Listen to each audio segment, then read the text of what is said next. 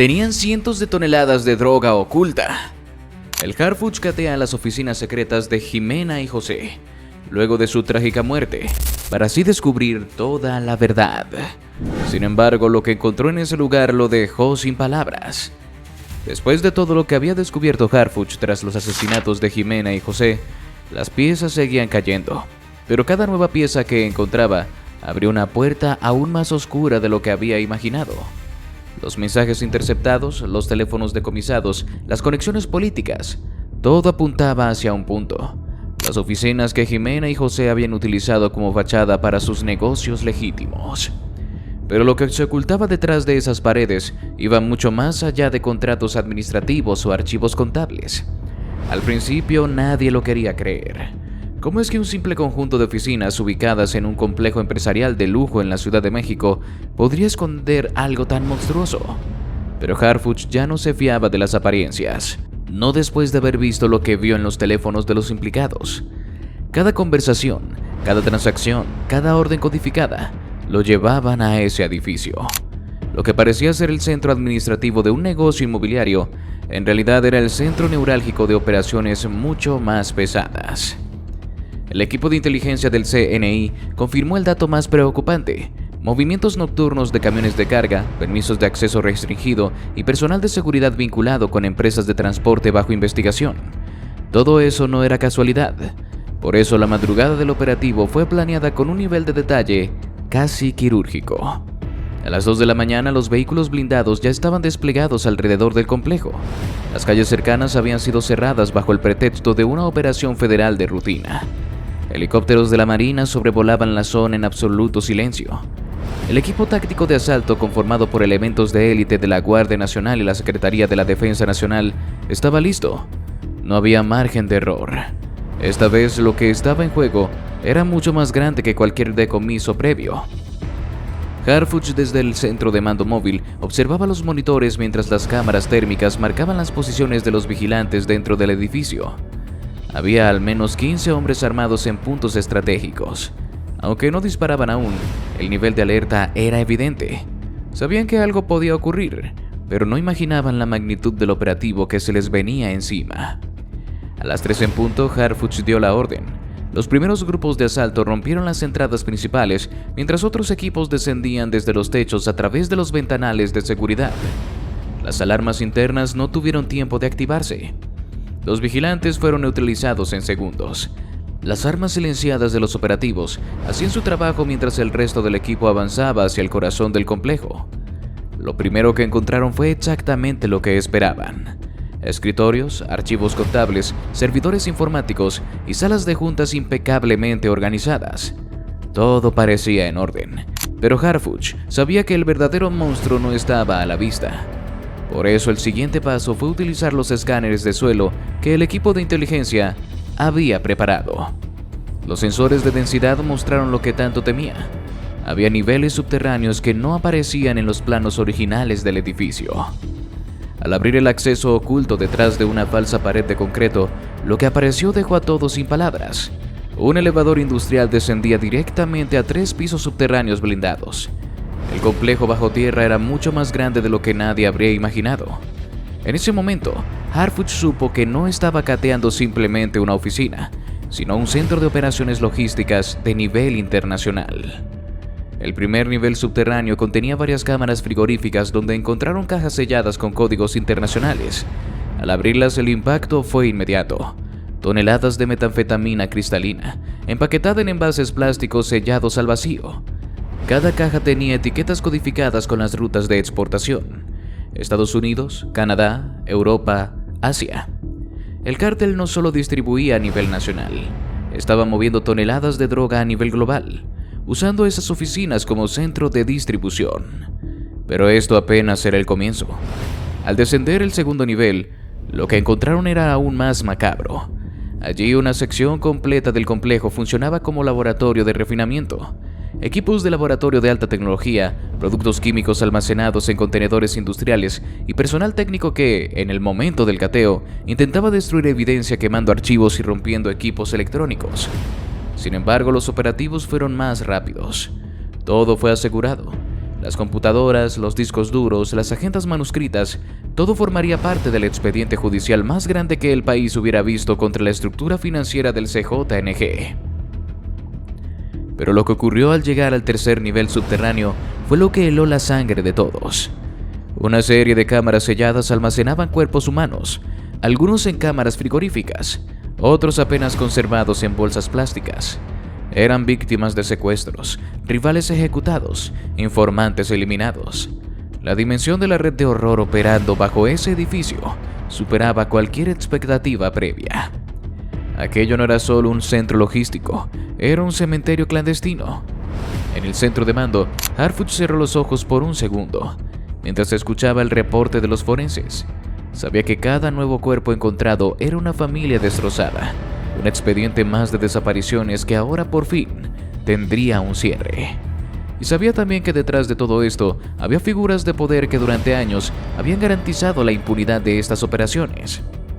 Mientras las cámaras de evidencia captaban cada detalle para el expediente judicial, los equipos de comunicación interceptaban en tiempo real los mensajes de pánico de operadores del cártel que intentaban alertar a sus superiores.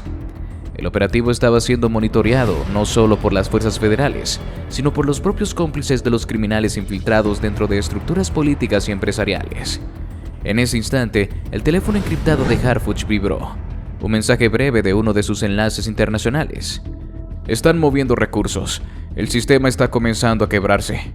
Sabía que este golpe no solo era operativo, era el principio de la caída de una red completa. Y aquí hago un pequeño paréntesis. Si te está gustando cómo va el video, suscríbete para no perderte el resto de esta historia, porque lo que viene es aún más perturbador. Mientras los forenses seguían contando cuerpos y el equipo de peritos continuaba procesando cada paquete de droga incautado, Harfuch sabía que lo que acababan de descubrir en ese complejo no era un simple laboratorio clandestino. Lo que tenían enfrente era un centro de mando criminal que funcionaba desde hacía años con la complicidad de actores mucho más grandes de lo que la mayoría imaginaba. Y es que esto no era un laboratorio improvisado en la sierra. No, este centro subterráneo estaba diseñado con ingeniería de alto nivel, ventilación hermética, controles biométricos de acceso, generadores eléctricos independientes e incluso un sistema de cámaras de seguridad que transmitía imágenes codificadas hacia servidores externos ubicados fuera del país. Las paredes reforzadas no eran casualidad. Estaban diseñadas para soportar ataques armados e intentos de cateo. Pero lo verdaderamente escalofriante fue lo que encontraron dentro del área administrativa subterránea. Había un servidor central, conectado a redes internacionales de comunicación encriptada, con registros de operaciones logísticas que vinculaban los movimientos de los cargamentos con empresas fachada establecidas en múltiples continentes: Hong Kong, Panamá, Dubái, las Islas Caimán. Empresas registradas bajo nombres inexistentes que operaban en perfecta sincronía con los embarques ilegales.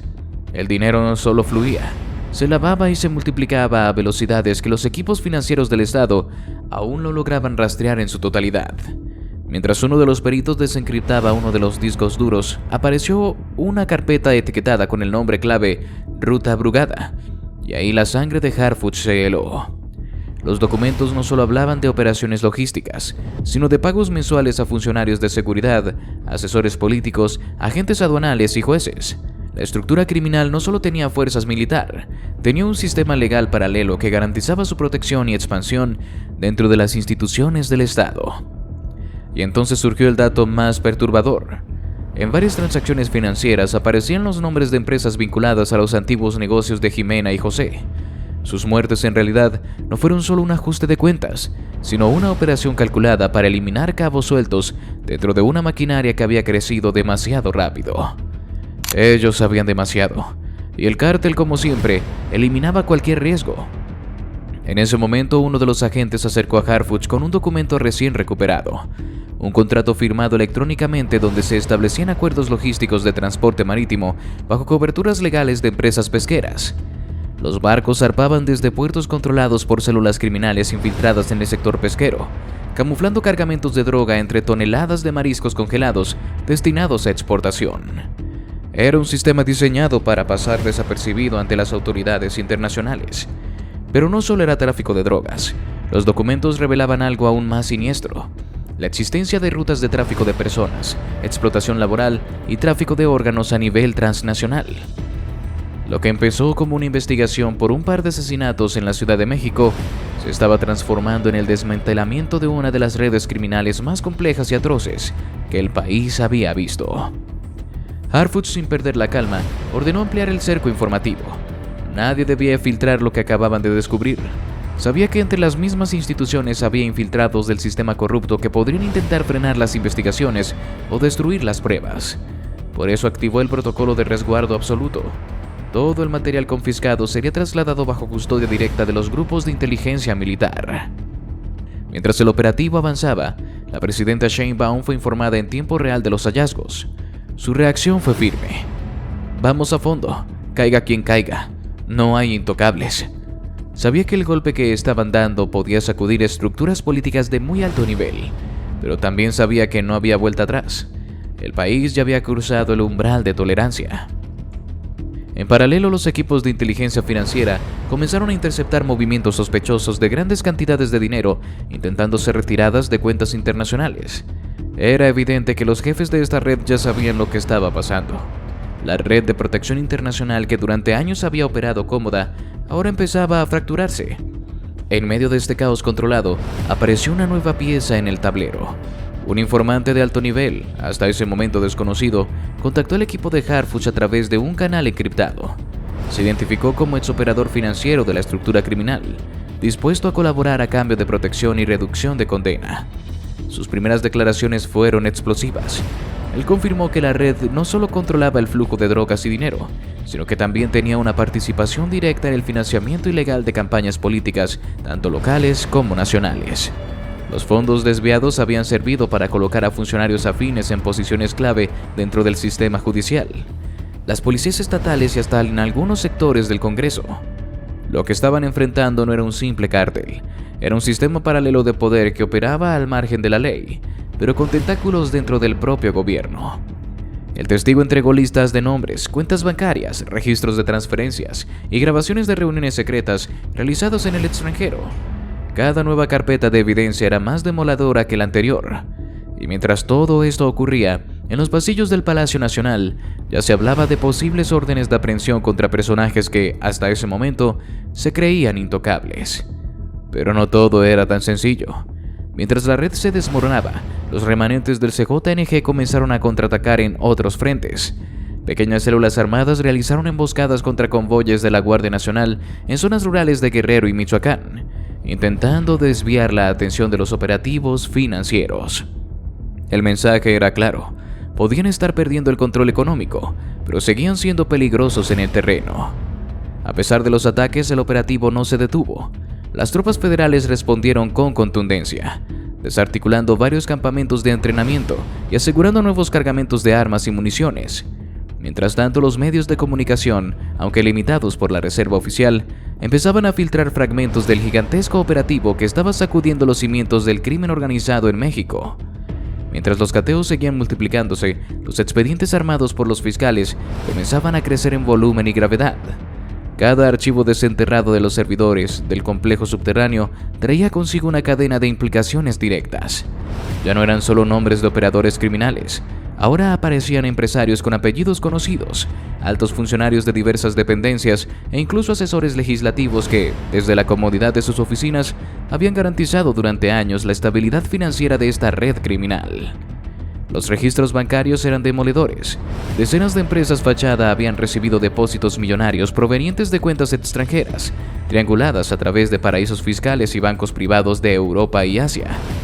Cada empresa, al ser auditada, resultaba ser un cascarón vacío, sin empleados reales, sin oficinas físicas, sin operaciones lícitas.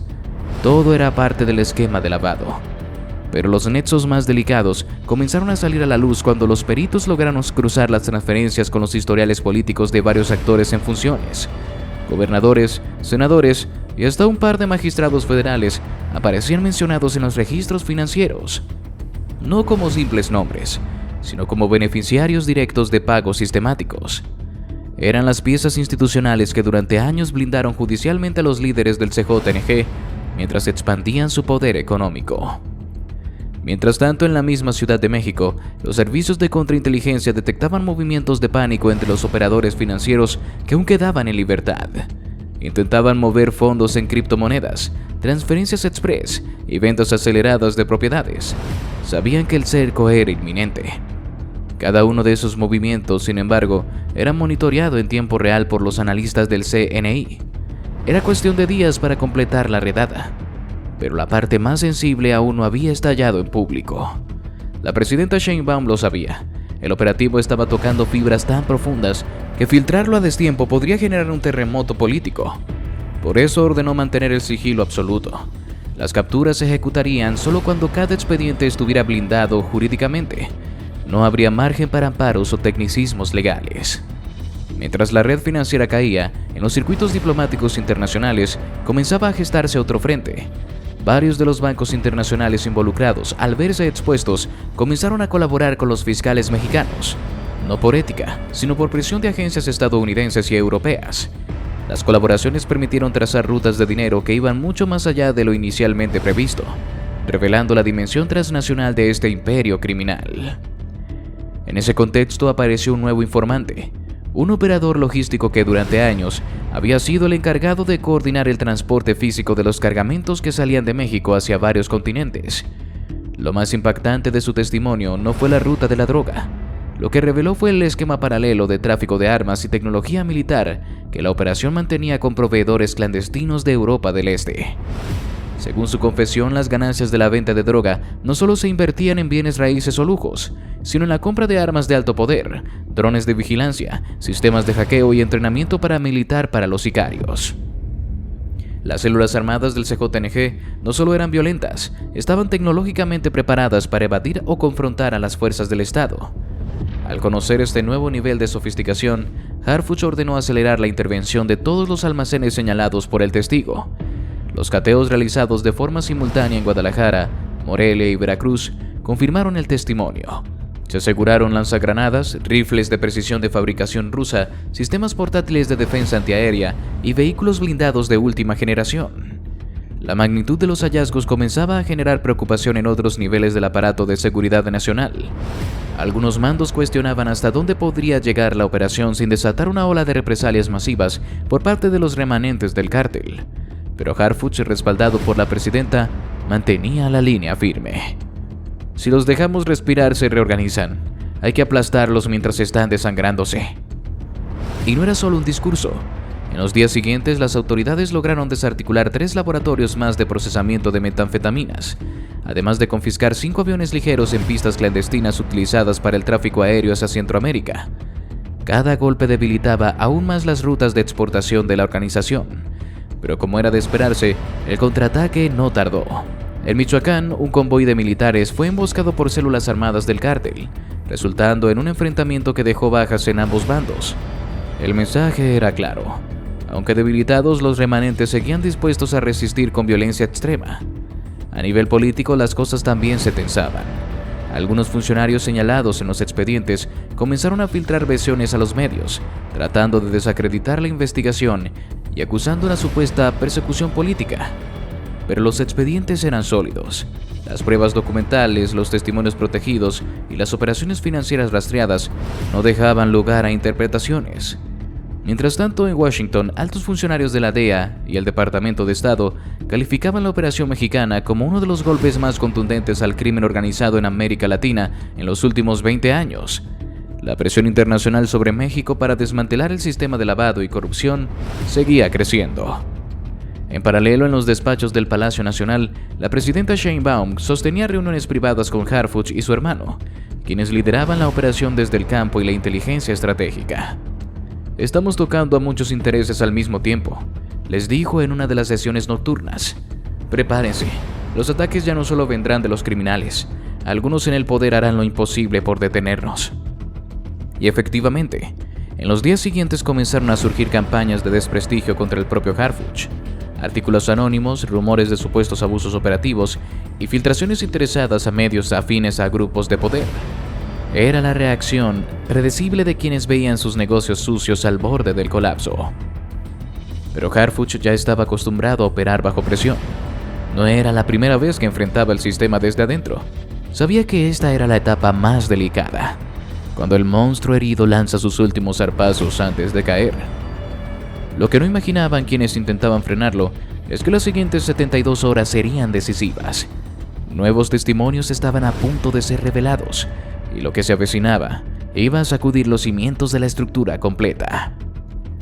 ¿Y ahora qué haría el Harfuch?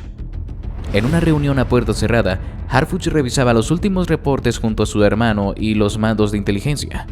Los documentos recién filtrados no solo confirmaban los vínculos de empresarios y operadores logísticos, sino que apuntaban directamente a una pequeña red de funcionarios federales que, bajo la fachada de legalidad, habían intervenido en licitaciones públicas, concesiones aduanales y procesos judiciales amañados. Era una corrupción sistemática, perfectamente ensamblada. Lo más perturbador fue descubrir que algunos de esos funcionarios habían sido asignados a sus puestos estratégicos durante sexenios anteriores, manteniendo los canales abiertos entre las estructuras del CJNG y las instituciones del gobierno. No era un cáncer reciente, era una metástasis que venía creciendo desde hacía años, disfrazada de desarrollo económico, alianzas comerciales y acuerdos políticos. Mientras tanto, los agentes desplegados en campo seguían ejecutando las órdenes de captura. Durante la madrugada fueron detenidos 3 operadores financieros en la zona de Polanco, 2 jueces en funciones que intentaron escapar hacia Querétaro y un exdirector de aduanas que había intentado refugiarse en una propiedad blindada en Cuernavaca. Cada detención generaba nuevas declaraciones, nuevas confesiones y más nombres. A nivel internacional, los gobiernos de Panamá y Suiza anunciaban oficialmente el congelamiento de cuentas bancarias pertenecientes a la red criminal. Los montos eran obscenos, cientos de millones de dólares bloqueados en cuestión de días. El CJNG no solo estaba perdiendo a sus operadores, estaba siendo desangrado económicamente. Pero el golpe más demoledor aún estaba por ejecutarse. Gracias a los testimonios protegidos, el equipo de Harfuch identificó la ubicación de uno de los cerebros financieros que hasta ese momento había permanecido oculto. Un asesor corporativo extranjero, instalado desde hacía años en Monterrey, encargado de mover los fondos hacia cuentas intocables en Asia y Europa. Capturarlo sería el golpe final para cortar el flujo económico restante. El operativo se desplegó con total sigilo. Mientras el objetivo desayunaba en un lujoso penthouse de San Pedro Garza García, un grupo táctico de élite de la Marina irrumpió en el edificio. En cuestión de segundos fue neutralizado sin resistencia. Sus dispositivos electrónicos, computadoras, portátiles y teléfonos satelitales fueron incautados en perfecto estado. La información que contenían serían clave para rematar la investigación. Esa misma tarde, en una sesión extraordinaria del Gabinete de Seguridad, la presidenta Sheinbaum recibió el informe consolidado. El panorama era demoledor.